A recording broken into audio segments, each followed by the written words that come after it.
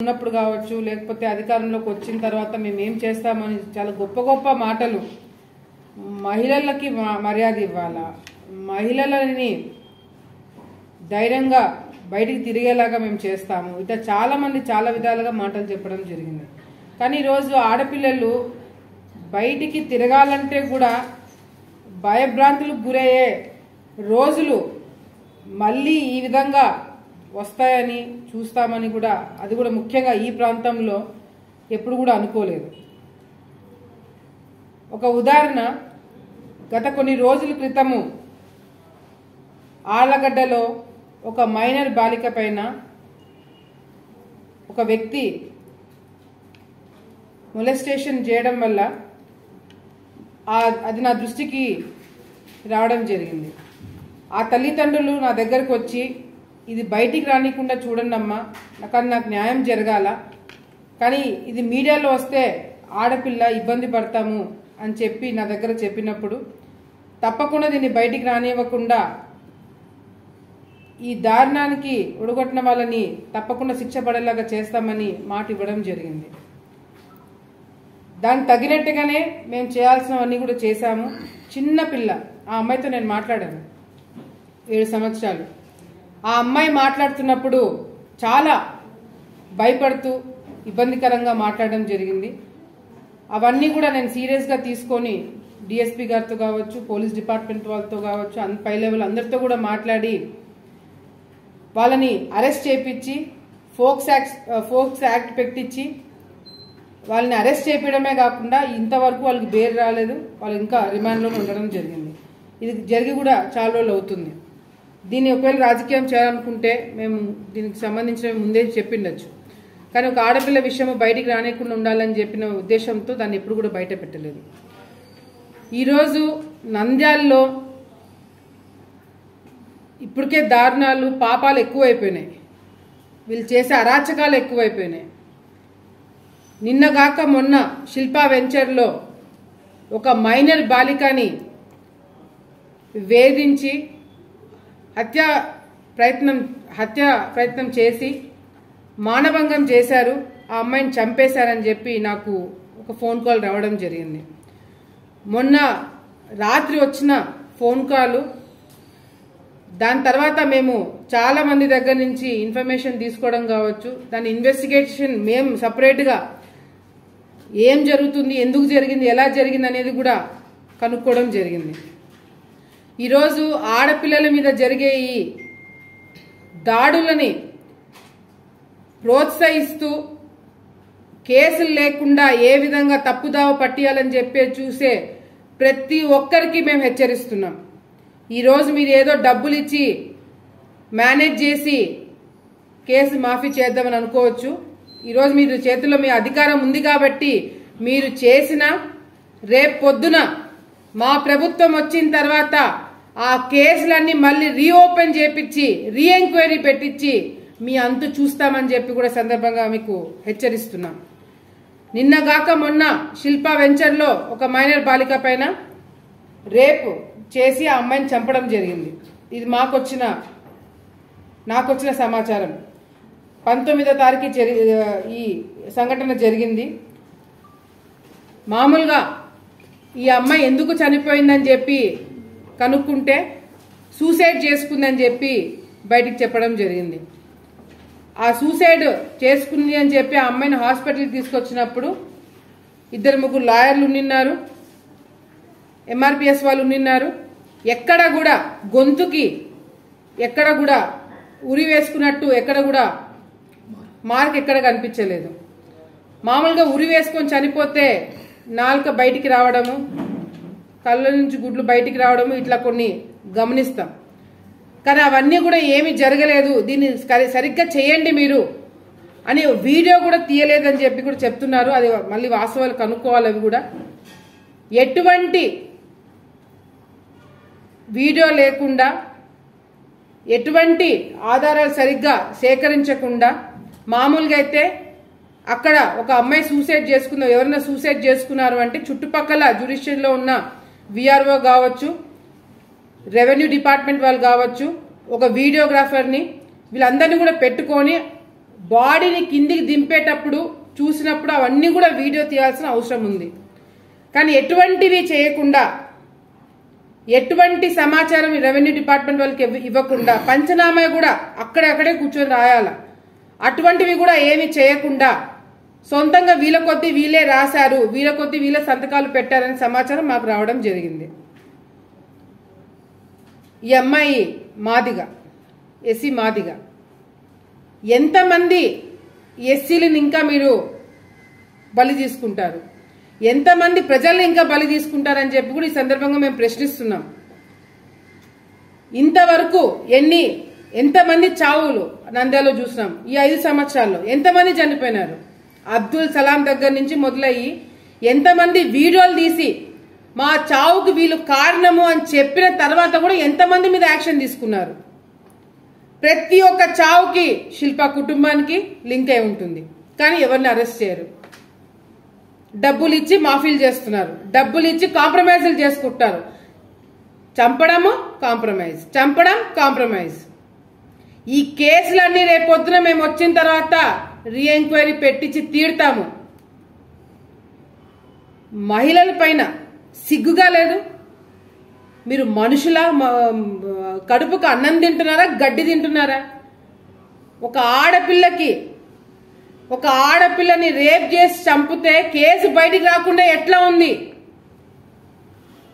ఆ తల్లిదండ్రులకి ఆ అమ్మాయి బాడీని అప్పచెప్పి పంపించేసినారు.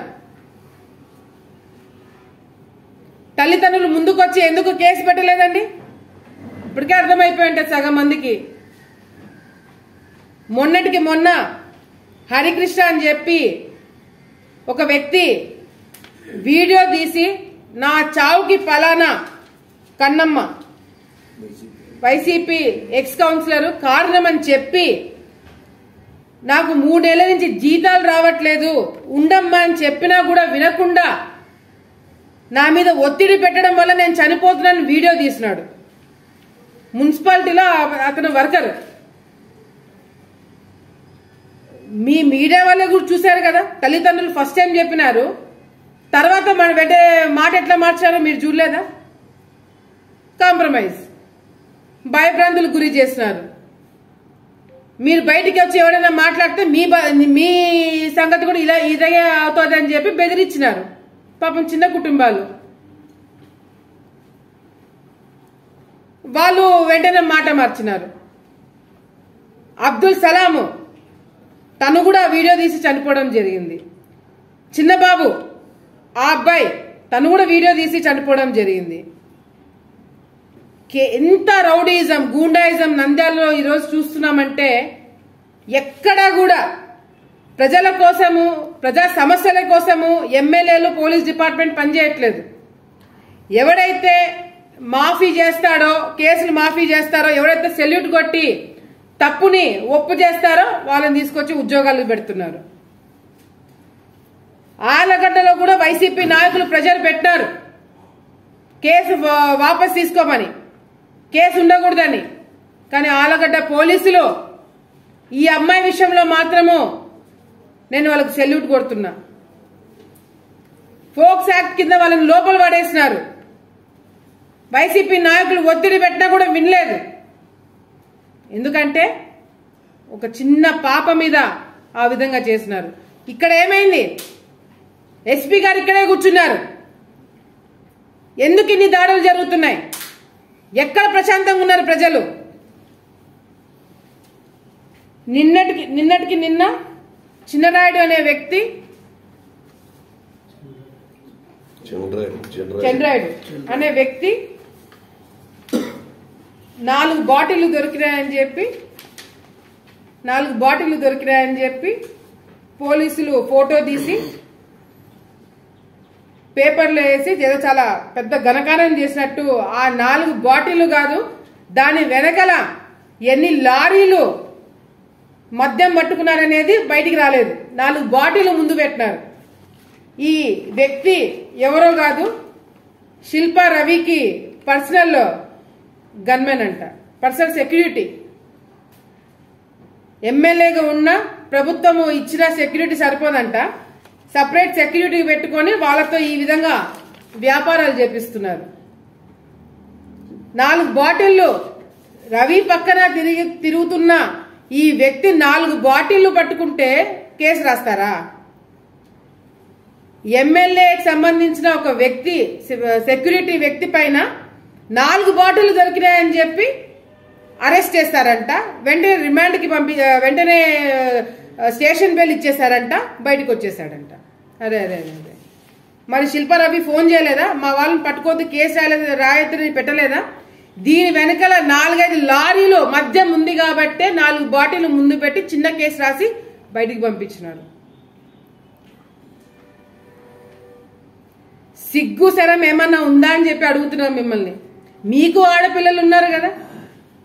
అంటే శిల్పా వాళ్ళకు కూడా తెలుసు ఆంధ్ర రాష్ట్రంలో కల్తీ మందు దొరుకుతుంది, పక్క రాష్ట్రాల నుంచి తీసుకురావాలని చెప్పేసి గోడౌన్ల నుంచి స్టోర్లకు వచ్చే మద్యం అంతా కూడా కాంట్రాక్టర్లు తీసుకుంది శిల్పా అనుచుల్లే. ఆ కర్నూలు నుంచి వచ్చే మద్యంలోనే తెలంగాణ మద్యము, కర్ణాటక మద్యము, నాసిక్ మద్యము అన్ని వేసుకొని తీసుకొచ్చి ఇక్కడ వ్యాపారాలు చేస్తున్నారు. సిగ్గుగా అనిపించట్లేదు మీకు? మీరు ఎమ్మెల్యేలా? మీరు ఎమ్మెల్యేలకు ఎట్లా పనికి వస్తున్నారు? ఆడపిల్ల మీద అత్యాచారం చేసిన వాళ్ళని, ఆడపిల్లలను చంపుతున్న వాళ్ళని కేసులు పెట్టకుండా, అంటే శిల్పా వెంచర్ ఎవరిదండి? శిల్పా మోహన్ రెడ్డి తమ్ముడిది కదా, శిల్పా రవి వాళ్ళ బాబాయ్ కదా, కాపాడుకుంటారు. వ్యాపారాలు జరగాలి కదా. ఆడ రేప్ చేస్తున్నారు, చంపారంటే ఎవడు కొన్నాడు కదా, కాపాడుకోవాలి కదా. మళ్ళీ కూర్చొని డిస్కషన్స్ అంట హైదరాబాద్లో కూర్చొని మీరు, నేను కూడా ఎక్కడ పేపర్లోనే చదివినా, హైదరాబాద్లో కూర్చొని డిస్కషన్లు, నేను ఎంపీ, నువ్వు ఎమ్మెల్యే, నేను టీడీపీ, నేను అక్కడికి వస్తా ఇక్కడికి వస్తా. ఆడపిల్లల మీద ఈ విధంగా కేసులు మాఫీ చేసి మీరు ఆడపిల్లలకు అన్యాయం చేసిన వాళ్ళని ఎవరిని కూడా చంద్రబాబు నాయుడు గారు ఈ పార్టీలోకి ఆహ్వానం పలకరు. మీరు చేసే అరాచకాలన్నీ కూడా చంద్రబాబు నాయుడు గారి దృష్టిలో పెడతాను, లోకేష్ అన్న గారి దృష్టిలో పెడతాను. మీరు మాయ మాటలు చెప్పి మబ్బి పెట్టి పార్టీలోకి వస్తామని చెప్పి అనుకుంటున్నారేమో. వచ్చినా కూడా వచ్చేది ఇక్కడికే కదా. మీరు పార్టీలోకి వచ్చినా కూడా రోజు మీకు నరకం చూపిస్తా నేను.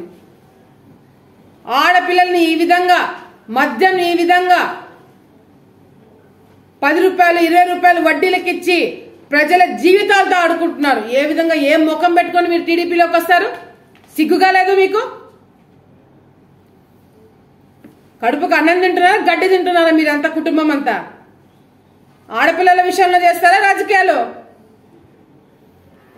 అమ్మాయి చిన్న పిల్లలను మానభంగం చేసి చంపితే వెనకేసుకొస్తారా? మీ ఇంట్లో ఆడపిల్లలు లేరు? మద్యము పక్క రాష్ట్రాల నుంచి తీసుకొచ్చి కల్తీ మందు చేసి ఈడ తాగిపిచ్చి ఆ మత్తులో ఏం తప్పులు చేసినా మీ చుట్టూ తిరుగుతారనే కదా. ఎంతమందిని పొట్ట పెట్టుకున్నారు మీరు? అబ్దుల్ సలాం దగ్గర నుంచి చూసుకుంటే ఎంతమందిని, ఇప్పుడు చెప్పిన పేర్లు కాకుండా మొన్న కానిస్టేబుల్ని చంపినారు, ఒక విలేకరిని అటాక్ చేసినారు. ఎన్ని మర్డర్లు జరిగినాయి ఈడ. పోలీస్ డిపార్ట్మెంట్ ఏం చేస్తుందండి? ఏం చేస్తున్నారు పోలీస్ డిపార్ట్మెంట్ వాళ్ళు? ఎస్పీ గారు ఇక్కడే కదా కూర్చునేది. ఒక మైనర్ బాలికని హత్య చేస్తే 4 పీకి, అసలు శిల్పా వెంచర్లో జరిగినప్పుడు శిల్పా చక్రపాణి పేరెందుకు బయటికి రావట్లేదు? ఆత్మహత్య చేసుకున్నా కూడా శిల్పా వాళ్ళది బయటికి రావాలా? వాళ్ళని కూడా ఎంక్వైరీ చేయాలా? అక్కడ పనిచేసే వాళ్ళని ఎంక్వైరీ చేయాలా? ఎస్సీలనే కదా చిన్న చూపు మీకు? కాదు, ఎస్సీలనే కదా చిన్న చూపు, మైనారిటీలనే కదా అబ్దుల్ సలాం లాంటి వాళ్ళు చిన్న చూపు. ఈరోజు మీ అంచర్లని మిమ్మల్ని కాపాడుకుని చేసే ప్రతి ఒక్కటి కూడా గుర్తుపెట్టుకుంటున్నాం. రేపు పొద్దున తెలుగుదేశం పార్టీ అధికారంలోకి వచ్చిన తర్వాత అన్నీ కూడా బయటికి తీస్తాము, రీ ఎంక్వైరీ చేపిస్తాము, కేసులు రీఓపెన్ చేపిస్తాము. అది మీరు గుర్తుపెట్టుకోండి. ఈ రోజు పోలీస్ డిపార్ట్మెంట్ ఎవరైతే వాళ్ళకి సపోర్ట్ చేస్తున్నారో రేపు పొద్దున మీరు ఇబ్బంది పడతారు ఏదైనా తప్పుగా చేస్తే. అంతేకాదు ఇప్పుడు శిల్పా వెంచర్లో జరిగిన ఈ మానభంగం, ఈ హత్యకు సంబంధించి ఏదైతే హడావిడిగా మీరు పోస్ట్ మార్టం చేసి టకటక చేసి ఆ బాడీని కూడా పంపించేసినారు, మేము రీపోస్ట్ మార్టంకి డిమాండ్ చేస్తున్నాం. రీపోస్ట్ మార్టం జరగాల, సిట్టింగ్ జడ్జితో ఎంక్వైరీ పెట్టించాలా, ప్రతి ఒక్కటి కూడా ఫోరెన్సిక్ ఎక్స్పర్ట్స్ రావాలా. అంతేకాకుండా ఇదంతా కూడా మీడియా సమక్షంలో జరగాల. నిజంగాంటే మీరు తప్పు చేయలేదంటే ఈ డిమాండ్లకి ఒప్పుకోవాలా. ఈ ప్రభుత్వము ఎటువంటి తప్పు చేయలేదు, ఎమ్మెల్యేలు ఎటువంటి తప్పు చేయలేదు, పోలీస్ డిపార్ట్మెంట్ ఏ తప్పు చేయలేదు అంటే ఈ డిమాండ్లకి వెంటనే రీపోస్ట్ మార్టంకి మేము కోర్టులో రిట్ అయిపోతున్నాం, రీ ఎంక్వైరీకి మేము రిట్ అయిపోతున్నాం. తమాషాలా? ఆడపిల్లలకి రక్షణ కల్పించలేని వాళ్ళు ఎందుకండి మీకు ఉద్యోగాలు, ఎందుకు మీకు ఎమ్మెల్యేల పోస్టులు? ఒక చిన్న మహిళకి, ఒక చిన్న పాపకి న్యాయం చేయలేని వాళ్ళు దయచేసి ఉద్యోగాలు చేయకండి, దయచేసి రాజకీయాల్లోకి రావకండి. మానవత్వం అనేది ఏదైనా మిగులుంటే ఇప్పటికైనా న్యాయం చేయండి, లేదు అంటే